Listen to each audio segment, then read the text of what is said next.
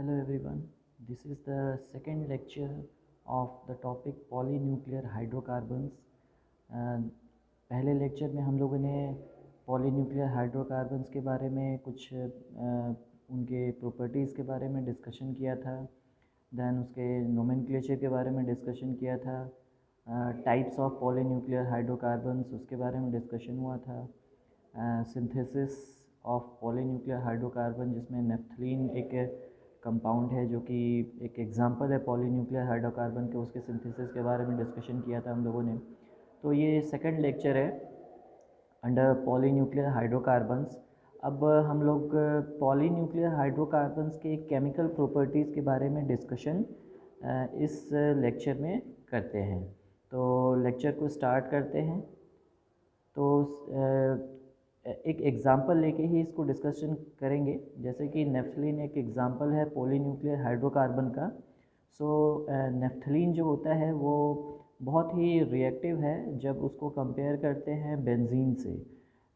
और ये oxidation, reduction, बहुत सारे रिएक्शन जो है ये बहुत ही ईज़िली शो करता है as compared to benzene. Benzene जो है वो उतना ईज़िली ये रिएक्शन शो नहीं करता है जितना कि नेफ्थलीन करता है। इससे ये पता चलता है कि जो नेफ्थलीन है, this naphthalene is more reactive as compared to benzene, और जो नेफ्थलीन है वो ज़्यादा रिएक्टिव है बेंजीन से।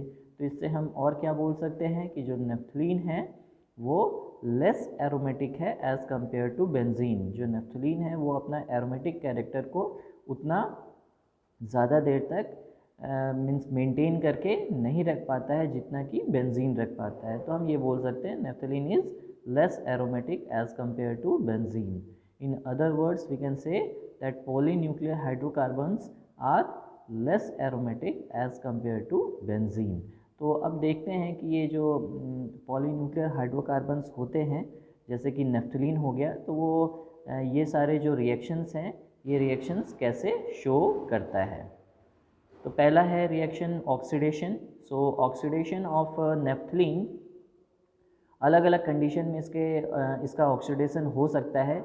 जैसे कि सपोज़ अगर KMnO4 के प्रेजेंस में इसका ऑक्सीडेशन होगा, एसिडिक मीडियम मेंटेन किया जाएगा, तो उस केस में थैलिक एसिड फॉर्मेशन होता है। और जैसे ही ये कैटलिस्ट या कंडीशन को चेंज किया जाता है तो प्रोडक्ट जो बनता है वो थोड़ा चेंज हो जाता है। अब जैसे सेम अगर KMnO4 के प्रेजेंस में ही रिएक्शन किया जाएगा, ऑक्सीडेशन कराया जाएगा नेफ्थलीन का, बट यहाँ पर एसिडिक मीडियम के जगह पे अगर बेसिक मीडियम मेंटेन किया जाता है तो वहाँ पर थैलिक एसिड ना बनकर थैलोनिक एसिड बनता है। वहाँ पे देखिए ये तो COH ग्रुप रह जाता है जैसे कि इसमें था, बट यहाँ पर COH ग्रुप की जगह पे एक एक्स्ट्रा CO ग्रुप भी रहता है। तो जैसे ही बेसिक मीडियम आ जाता है तो प्रोडक्ट जो बनता है वो भी चेंज हो जाता है, मतलब एक्सटेंट ऑफ ऑक्सीडेशन जो है वो चेंज हो जा रहा है। यहाँ पे अलग है और यहाँ पे अलग है। जैसे ही एसिडिक मीडियम में अलग हो रहा है, बेसिक मीडियम में अलग हो रहा है। जैसे कैटलिस्ट अगर चेंज करते हैं, जैसे कि क्रोनिक एसिड अगर यूज़ किया जाता है तो वहाँ पर प्रोडक्ट ही चेंज हो जाता है, प्रोडक्ट बिल्कुल ही चेंज हो जाता है। अब यहाँ पर प्रोडक्ट जो बन रहा है वो 1,4-नेफ्थाक्यूनोन बन रहा है। देखिए ये 1,4-नेफ्थाक्यूनोन है जो कि बन रहा है after oxidation of naphthalene in presence of chronic acid. Chronic acid के प्रेजेंस में जब नेफ्थलीन का ऑक्सीडेशन कराया जाएगा तो 1,4-नेफ्थाक्यूनोन फॉर्म होता है।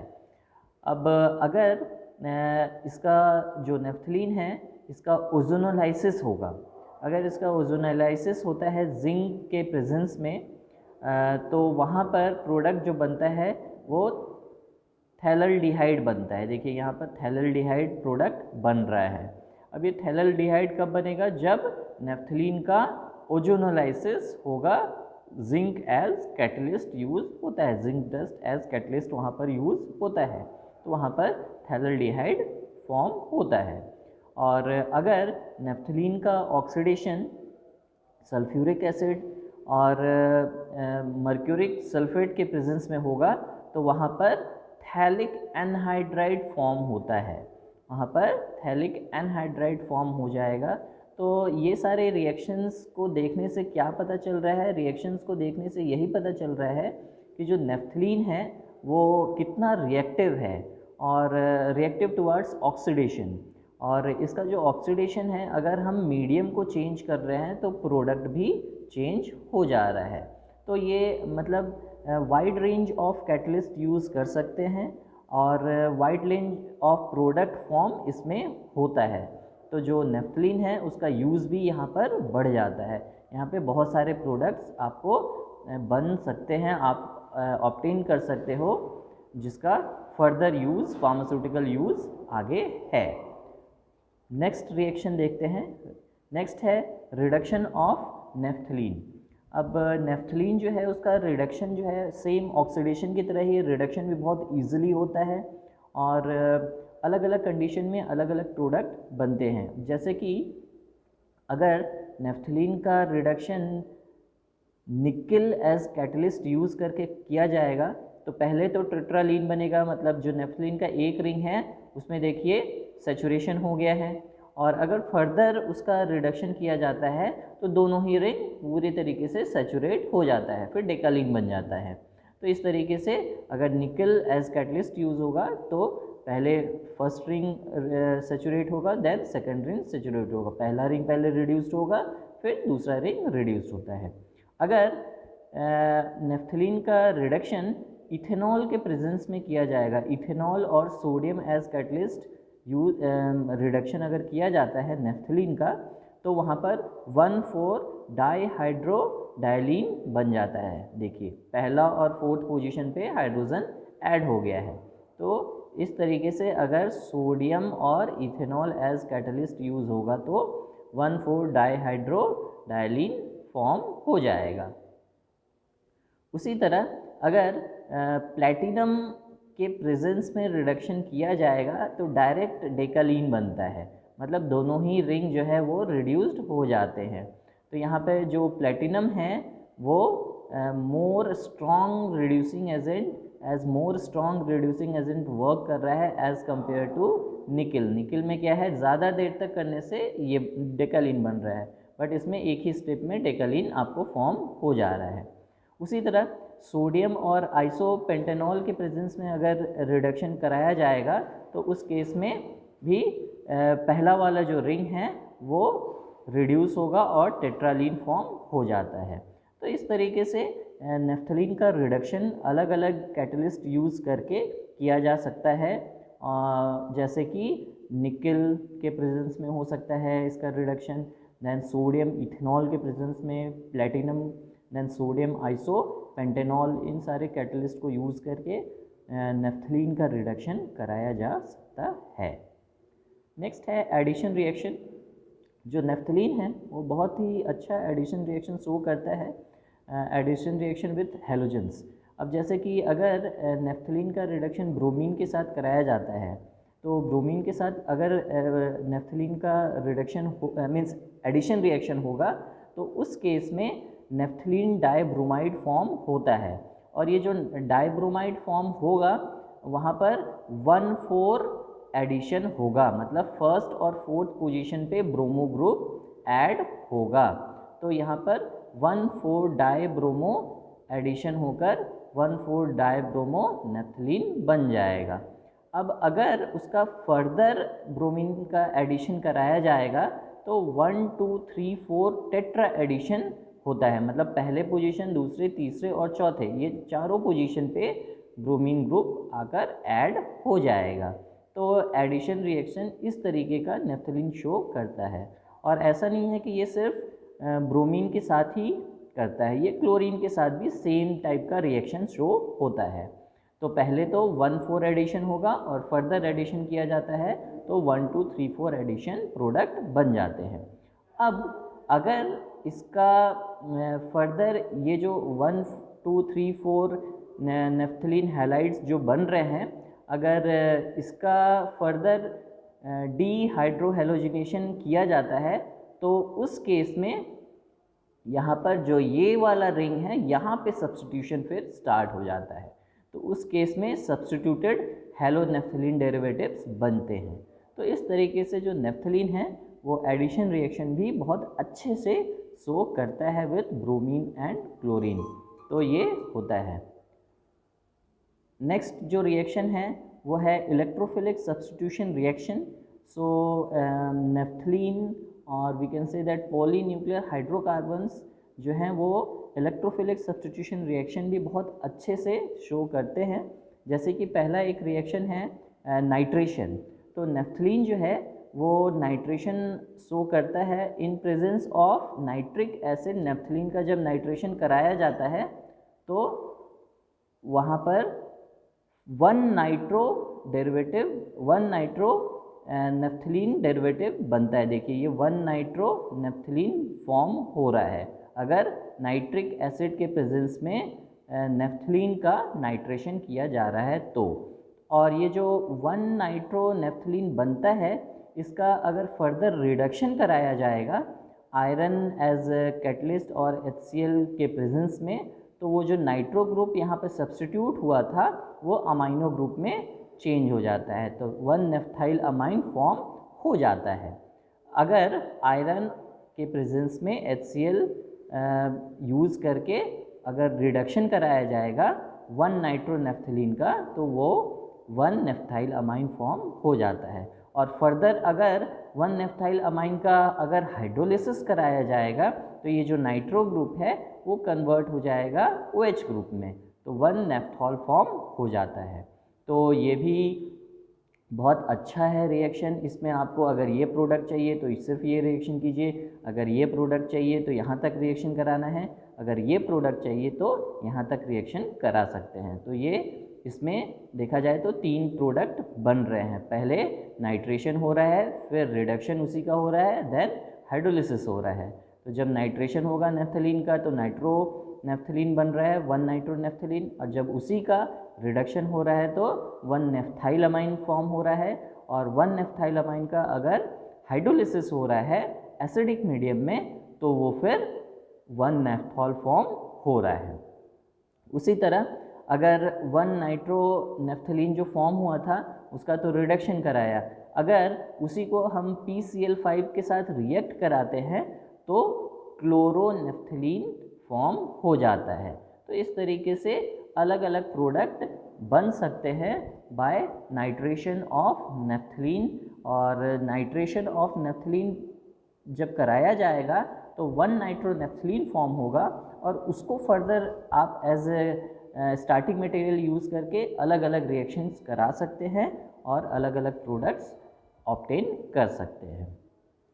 नेक्स्ट एक रिएक्शन है halogenation under electrophilic substitution reaction. तो नेफ्थलीन जो है उसका हेलोजिनेशन भी बहुत ही अच्छे से होता है। अगर नेफ्थलीन का halogenation iron as catalyst use करके किया जाता है, और देखिए यहाँ पे ब्रोमिनेशन किया जा रहा है CCl4 के प्रेजेंस में, तो वन ब्रोमो नेफ्थलीन फॉर्म हो रहा है। अगर क्लोरीनेशन किया जाएगा तो iron as a catalyst use करना है और वहाँ पर वन क्लोरो नेफ्थलीन फॉर्म होगा। तो ब्रोमिनेशन में भी वन ब्रोमो और क्लोरीनेशन में वन क्लोरो नेफ्थलीन फॉर्म होता है। इसके साथ ये एक्चुअली मेजर प्रोडक्ट है, मतलब वन सब्स्टिट्यूटेड नेफ्थलीन जो है वो मेजर प्रोडक्ट्स है।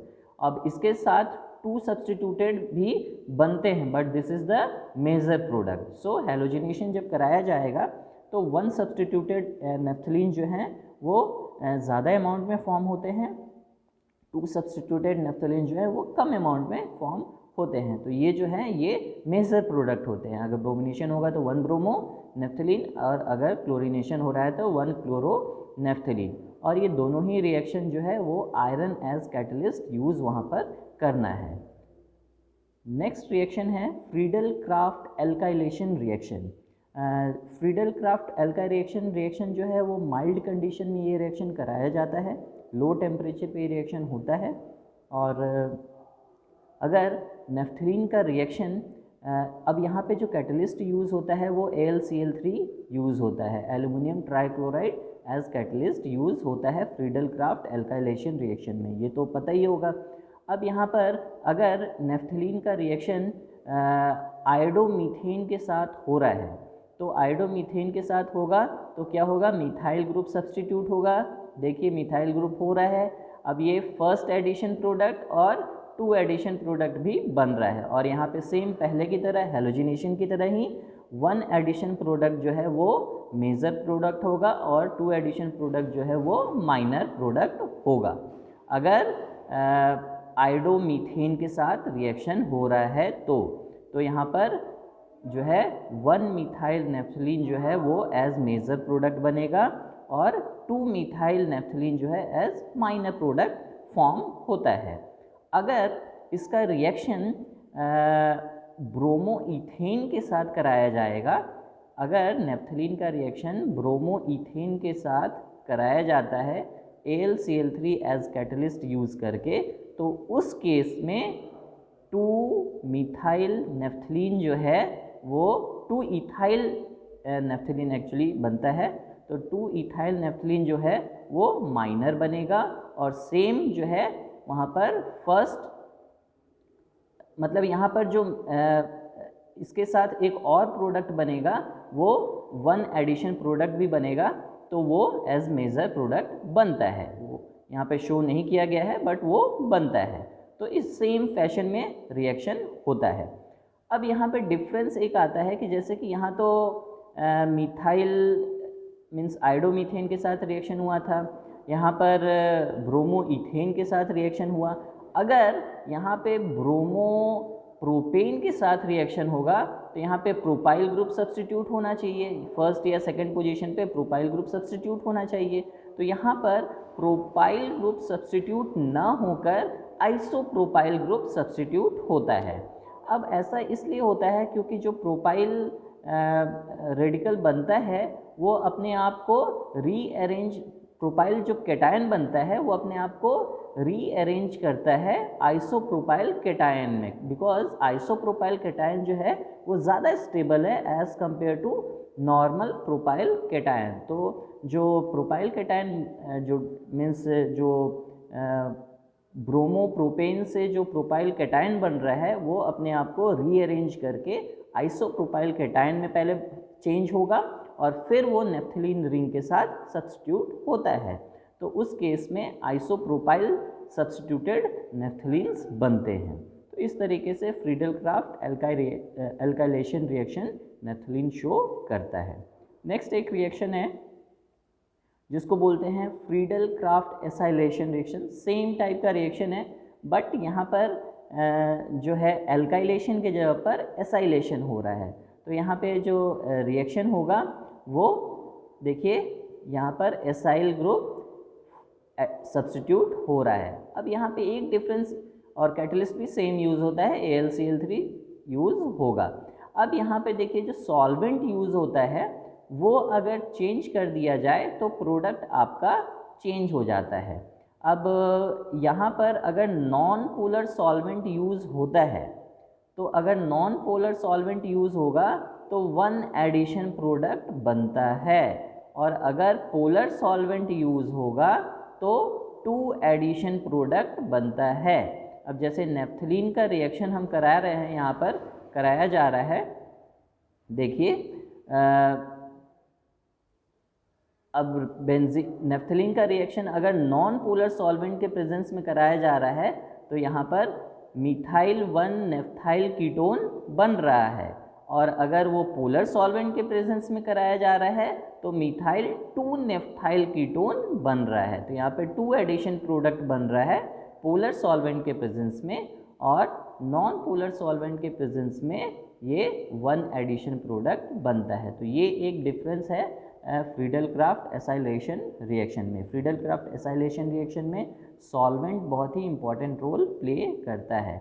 नॉन पोलर सॉल्वेंट अगर यूज़ किया जाएगा तो जैसे कि नॉन पोलर सॉल्वेंट में यहाँ कार्बन डाइसल्फाइड यूज़ किया जा रहा है, तो अगर वो यूज़ होगा तो 1 सब्स्टिट्यूटेड प्रोडक्ट बनेगा, और अगर पोलर सॉल्वेंट जैसे कि नाइट्रोबेंजीन हो गया वो अगर यूज़ किया जा रहा है तो उस केस में 2 सब्स्टिट्यूटेड प्रोडक्ट नेफ्थलीन का बनता है। नेक्स्ट एक रिएक्शन है sulphonation. This reaction also comes under electrophilic substitution reaction. तो यहाँ पे नेफ्थलीन का जब सल्फोनेशन किया जाता है तो अगर लो टेम्परेचर पे होगा, अगर 80 डिग्री सेल्सियस से कम टेम्परेचर पे अगर रिएक्शन हो रहा है तो वन सब्सटीट्यूटेड प्रोडक्ट बनता है एज मेजर प्रोडक्ट। देखिए ये वन सब्सटीट्यूटेड प्रोडक्ट बन रहा है। और अगर हाई टेम्परेचर पे रिएक्शन हो रहा है मोर देन 120 डिग्री सेल्सियस तो वहाँ पे टू सब्सटीट्यूटेड देखिए डेरिवेटिव बन रहे हैं, वो एज मेजर प्रोडक्ट यहाँ पर बनते हैं। तो अगर लो टेम्परेचर पे नेफ्थलीन का सल्फोनेशन हो रहा है तो naphthalene 1 sulphonic acid as major product बन रहा है। और अगर हाई टेम्परेचर पे सल्फोनेशन किया जा रहा है नेफ्थलीन का तो वहाँ पर देखिए naphthalene 2 sulphonic acid as major product form हो रहा है। तो इस तरीके से सल्फोनेशन नेफ्थलीन का किया जा सकता है। और यहाँ पर एक चीज़ ध्यान देना है कि टेम्परेचर अगर चेंज करेंगे रिएक्शन कंडीशन में तो वहाँ पर प्रोडक्ट फॉर्म जो हो रहा है वो भी चेंज होता है। अगर लो टेम्परेचर पे किया जा रहा है तो वन सब्सटीट्यूटेड प्रोडक्ट ज़्यादा अमाउंट में फॉर्म होगा।